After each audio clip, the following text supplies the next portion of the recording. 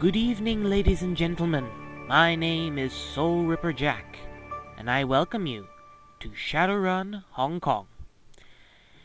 I have done this multiple times and have failed to start up this series because of technical difficulties with this goddamn recording software and computer changes and a whole load of personal stuff, but I won't jump into it as much.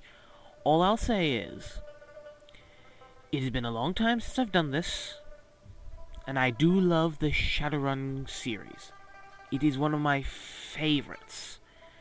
Right, we'll start... Yeah, it's just one of my goddamn favorites. And since I've played this enough to know what needs to be done, normal it is. I might die, but who cares?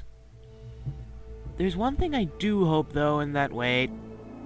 Before I do anything, just in case, I'll bump up most of this stuff. Yeah, no audio commentary, though, but let's see. They will add in texture stuff, subtitles, which is good. Okay, normal, continue. And also, I will be going for a street samurai human. And I will be going for...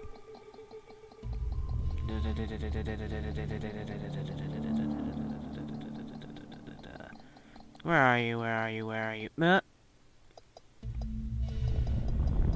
If the fedora man's there, then I've missed him, haven't I?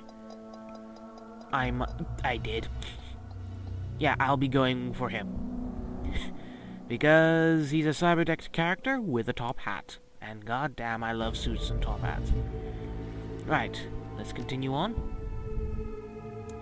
And I know the basic premise of how it goes with Shadowrun, but I'll just have to see how I will go with it. I'll increase the body to 6, have cyberware affinity up to that. Let's see. I won't upgrade my quickness yet, but I will increase my close combat. Don't know if I should level up to 2, but the one thing I do need to do, though... yeah, I'll need to be agile. And... yeah, it seems like I've done everything that's need to be done here. Wait. Conjuring, spirit, summoning, no. Wisdom, no. No, I don't need... yeah, since I'll be going for just prior melee. Yeah, just melee. Full-on melee. It will be fine. Right. Confirm this. You have 1 unspent karma. Are you sure you want to finish this character creation and start the game? You may spend karma later at any time by accessing the character screen. Okay, I'm fine with that. And I will be going with Shadowrunner, since I've done most of this, so I know what it's gonna be. Right, let's name our character. No, not that name.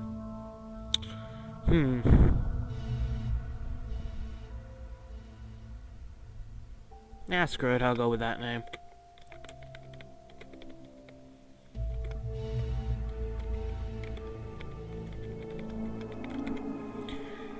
Right, let's enter in the world of Shadowrun, shall we?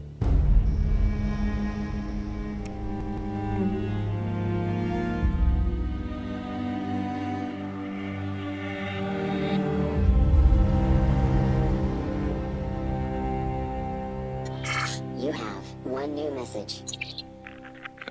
Hi. It's Raymond. I hope I have the right number. Look, I know we haven't spoken in a while, but I need your help. Remember the day I took you and Duncan off the streets? I told you that the past is just a story, that if you can just accept that, your past loses all power over you. Yeah. I was wrong. my way to Hong Kong now, to finish something I should have faced a long time ago. And I need you with me. I know we're not blood, and we didn't leave things in a good place, but you and Duncan are the only real family I have. Please, if our past means anything to you, meet me in Hong Kong right away. I'll explain more when you get here. I'm begging you.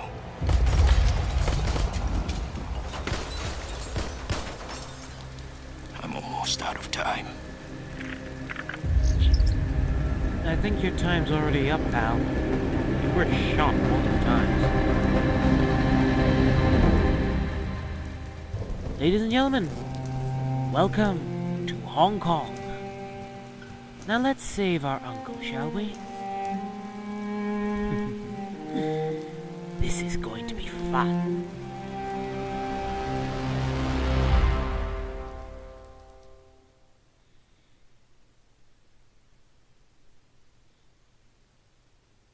Hard landing.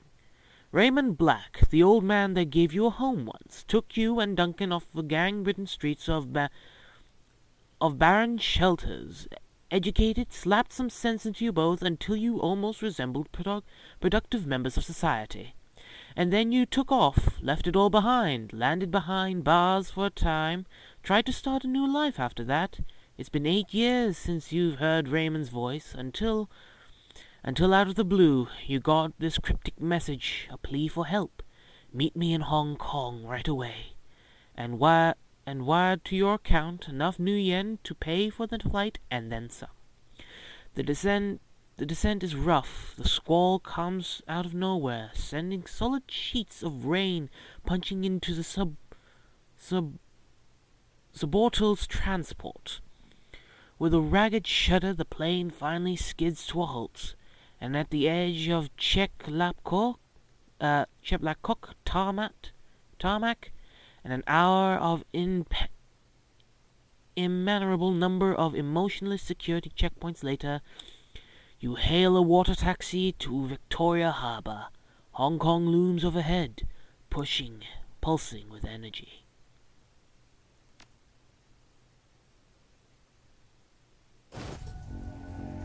I think I might have put the mic too loud, but oh well. You step from the churning of the water taxi to the ponderous rocking of the docks, your stomach lurching in transition. As soon as you clear, the captain nods once and steers the small craft back to the harbour. The man never said a word, just handed you a worn brown duffel bag. When you stepped on board, filled with gear, some stiff new body armor, and a note, better be safe than sorry, D. Above the smog-thick clouds hang low in the sky, reflecting the lights of the city with a nauseating swirl. The wind changes direction more than once, creating a heady stew of aromas, diesel, sea salt, street food, and filth. It is all you can do to keep your in-flight meal where it belongs. 2 figures stand waiting in the dim light of the pier. The first is an orc, lean with an in-your-face muscles and a jaw made to break fists. The second is an elf, one hand resting casually against her hip. Raymond Black is nowhere to be seen. Well, don't you look like shit. Duncan Wu. The closest thing you've had is a brother. You haven't seen the man in 8 years. Still as charming as ever. He grins.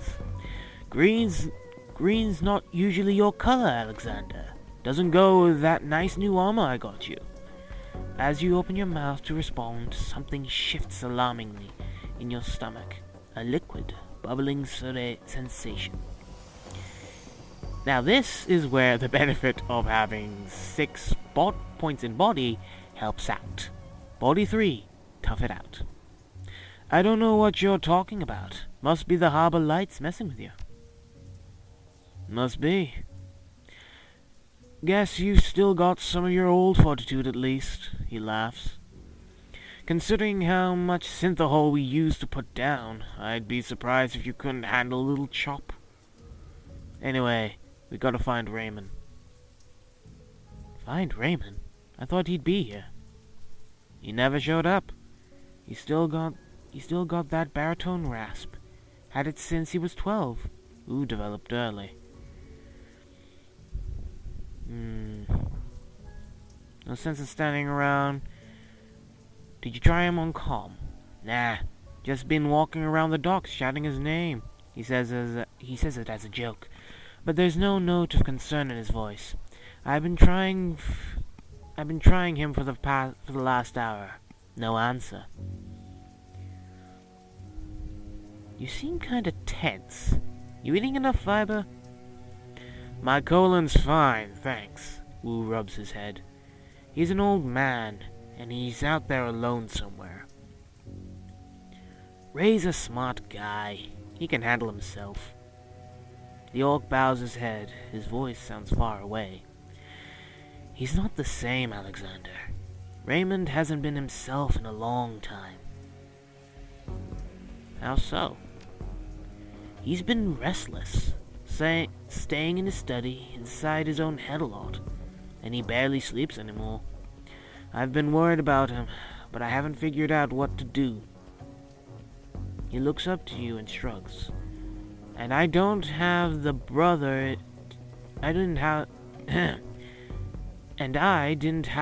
to turn to. Hell, wasn't too sure you were even still alive until Raymond managed to track your number down.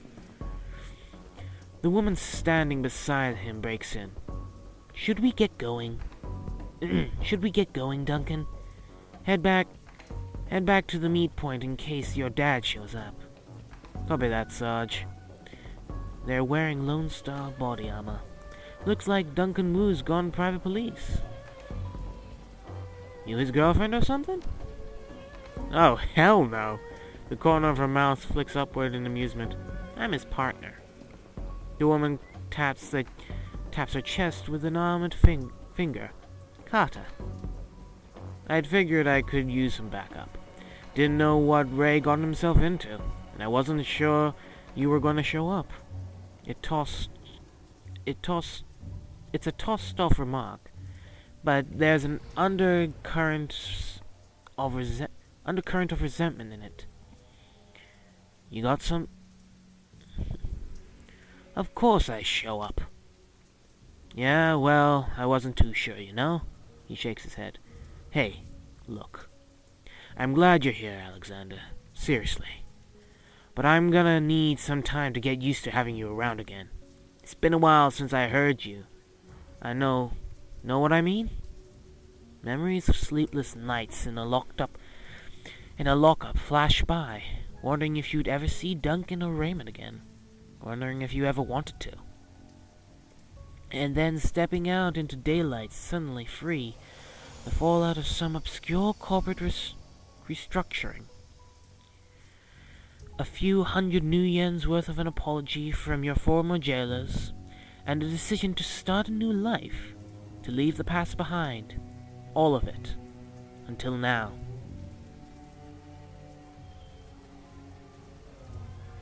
I had my reasons. Can we leave it at that for now? Wu stares at you, his goggles reflecting at the harbor lights. Sure. He scans the waterfront, frowning. Let's just find Raymond. He was supposed to meet us at in the plaza on the other side of the pier. The sooner we find him, the sooner you all have a big happy family reunion over dinner, Carter grins. And the sooner I can find a place to get a drink around here. Damn right. Ahead of you, Hong Kong rises serpent-like from the sea. Government and megacorp coil together, writhing in their basket of institutionalized corruption. No one can tell where the snake's body ends and the tail begins. That's what Raymond used to say. Duncan turns and starts down the pier. Carter follows. Well, not really, since... I'm in the lead. Right. I don't know what most of the story premise is about this. I remember in Dragonfall, the story premise was that you had to get back on a few people who killed your Decker. Her name was Monica. Yes, I remember. Her name was Monica.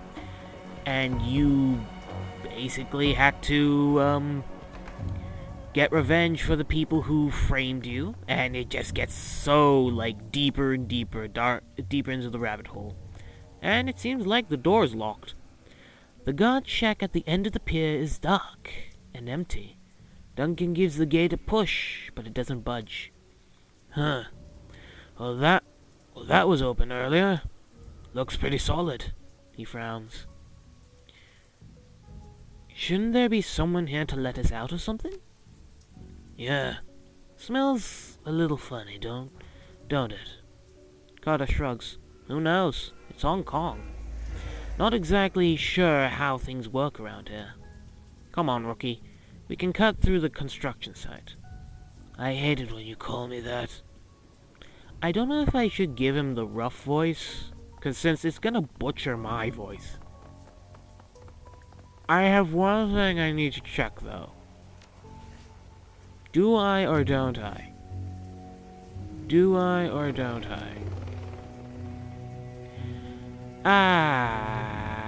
Wait. Yes, I do. I have it. I was quite concerned that I didn't have the cyber clause. Yeah, that's one thing that is completely different from the original Dragonfall. The gate is locked, but the nearby control panel appears accessible. Carter pulls it open with a metallic screech, and that pierces your skull, sending a new wave of pain down to your churning stomach. Oh, thank you, brother. Wait, was it Duncan or Carter? I don't know. She examines the control panel for a moment, then throws Wu a backward glance. Looks like there's another way off the docks. On the other side of this gate. I think I can bypass the lock. Stand aside and let her do her work. Carter fiddles with some of the wires, and the door locks hisses open.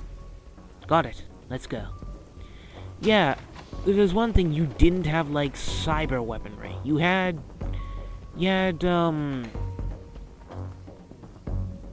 I think I would call it cyber-locked weaponry, but it wasn't weaponry where you had cyber claws, like you would have for, Mercy. Yeah, Mercy had, like, cyber claws, but that was because her whole entire body was cybernetic. Pardon me. The group on the dock was fishing a package out of a speedboat when you surprised them. Now the package is at the bottom of the bay, and the speedboat is disappearing into the distance. They close on you, red-faced and yelling. The light of the harbor glints off their weapons as they approach. The leader shouts something in Cantonese, but it's too fast to make out. You're rusty. It's been years since Raymond's house and the language lessons that wouldn't end. The old man never spoke anything but his native language at home. Wu speaks with authority. His Cantonese is as solid as ever. He never let it drop. You guys doing some late night fishing? I lost the voice, goddamn. The smuggler smiles. Oh yeah, we're fishing for assholes. Wu points at their weapons. You're gonna need some better bait. All you're gonna catch with that is trouble. Whisper to Duncan. Seriously? Did they teach you that at Rent-A-Cop school? He turns to you with a smile staring on his face. Then he smirks better of it and turns back to the smugglers. Lone Star, put your guns down. Wu flashes his badge. The smuggler squints at Wu's badge and then smiles at his friends. Never seen a badge like that before. Either it's fake, or you're some kind of security guard. He grasps his rifle. Either way, this ends the same. I think he's done talking. Well, I don't really need to know about the turn combat since I've played this before. Okay, moving you. And 71, 83. You, my dear, are moving a bit forward here. There's always detriments to characters who cannot use, who have low AP when they're when they're beginners. It's always so difficult. But this gives me an advantage, since this idiot thought it would be a bright idea to come up to a person who has claws. And now he's dead. But I'm exposed. Shit. Take out the shotgunner. And he missed entirely. How? Shouldn't be asking questions like that.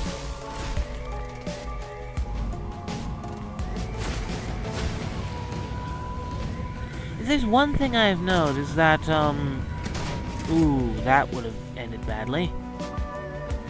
89, 89. Going for him. He's a shotgun. And I've completely missed. Fudge. Oh, God. Problem is, close combat fighter. Guy with a shotgun. It's not gonna end pretty. Unless he's an... No, he wasn't an idiot. He wasn't an idiot. Let's see. Twin slash? Does that work? Just die, please. Yeah, he's gonna die slowly. And that's gonna be a 99, so he's down by health. Now he's dead. And she's just slightly damaged. No, not that. That's an explosive. Does she have armor? I don't think so. Yeah, she has only 2 armor. Thankfully, that has weakened her a lot. Now, can I? Can't I? How did that miss? That was right in front of her. But I'm taking the brunt of the damage. That is one, detriment when you're a street samurai and you're just full-on melee. Oh. Yeah, there's always a detriment when you have a full-on melee street samurai. Because street samurais are a mixture of both gun and blade. And, well, mine is just full-on blade. But, Soul Ripper Jack wouldn't be Soul Ripper Jack without ripping out the flesh of enemies, now would it? And this is also another thing I love about this. In the previous Shadowrun games, Shadowrun Dragonfall, you never had the ability to switch out who gets what. It would go to you, but if you had an item, you had to open up your inventory, switch it out to another, and give it to another person, or select the character to put it for another person, and it was annoying, to say the least. Right. And yeah, you could just... all you need to do is just drag that item and put it down into the...